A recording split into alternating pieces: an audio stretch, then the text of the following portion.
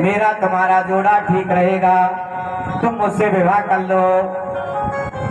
उसने कहा मैं भील की बेटी हूँ, अगर भीलों ने सुन लिया तो तीर कमान से तुमको खत्म कर देंगे, मार देंगे।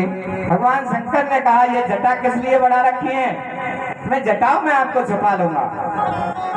नहीं तो बोले इतनी बड़ी बड़ी जटा बाल कर रखे हैं, मैं तो तुम्हारे संग नहीं चलूंगी, इन जटाओं को कटाओ, दाढ़ियां बनवाओ तो तुम्हारे साथ चलो। शंकर भगवान ने कहा यहाँ कोई साधन नहीं है, कैलाश पर चलो वहां करा लेंगे। तो बोले मुझ पे चला नहीं जाएगा, मैं पैदल कैसे चलूंगी। भगवान शंकर ने कहा नदी पे बैठ जाओ। बोले नहीं, इससे गौ माता के बछड़े का अपमान होगा, मैं नहीं बैठूंगी। तो कोई साधन की व्यवस्था की जाए, कि साधन पर भी नहीं बैठूंगी। तो क्या कि स्वयं तुम अपने कंधे पर बिठा करके मुझे ले चलो, तो मैं तुम्हारे साथ चलने को तैयार हूँ। आज मेरे शंभू भोले बाबा ने उस भीलनी को, पार्वती माता को कंधे पर बिठा दिया। कंधे पर बिठा करके जैसे ही कैलाश पर्वत पर पहुंच करके जैसे ही कंधे पर से और उस भीलनी के रूप को उतारा, माता पार्वती प्रकट हो गई। भोलेनाथ देखते ही रह गए। पार्वती तुमने अच्छा नहीं किया, बोले आपने भी मेरे साथ छल किया, तो स्वामी मैंने भी थोड़ा कर लिया। भगवान शंकर क्रोध हो गए। क्रोध होकर के माता पार्वती को श्राप दे दिया कि जाओ मैं तुमको श्राप देता हूँ, तुम बील पत्र का वृक्ष बन जाओ।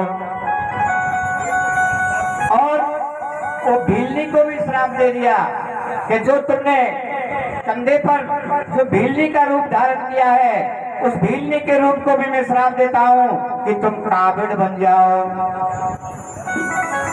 हाथ जोड़ के माता पार्वती खड़ी हो गई। स्वामी मैं आपके बगल नहीं रह सकती हूँ, मुझे वरदान दीजिए। भगवान शंकर ने कहा श्रावण मास का महीना चल रहा है, जो भी बील पत्र शिवलिंग पे चढ़ाएगा उसकी सभी मनोकामना पूर्ण हो जाएंगी। भीलनी का जो रूप धारण किया था, उसने बोला स्वामी मेरे पर भी नहीं लिया जाएगा। तो बोला तुम कावड़ बन जाओ, श्रावण मास के महीने में जो भी कंधे पर रख के गंगा से जल लेकर के और शिवलिंग पर चढ़ाएगा उसकी सभी मनोकामना पूर्ण हो जाएंगे। बोले शंकर भगवान की जय। माता पार्वती जी को कहा कि तुमने भीलनी का रूप धारण किया, मैं कंधे पर बिठा के लाया, इसलिए आज से मैं तुम्हें कंधे से छीन करता हूँ। इसलिए स्त्री कभी कंधा नहीं देती है, पुरुष ही कंधा देते हैं। भगवान शंकर ने स्त्री का कंधा छीन कर दिया। इस प्रकार से शंकर भगवान पार्वती की वार्ता हुई। एक बार जयकारा लगा दीजिए, बोले शंकर भगवान की जय हो, द्वारकाधीश की जय हो।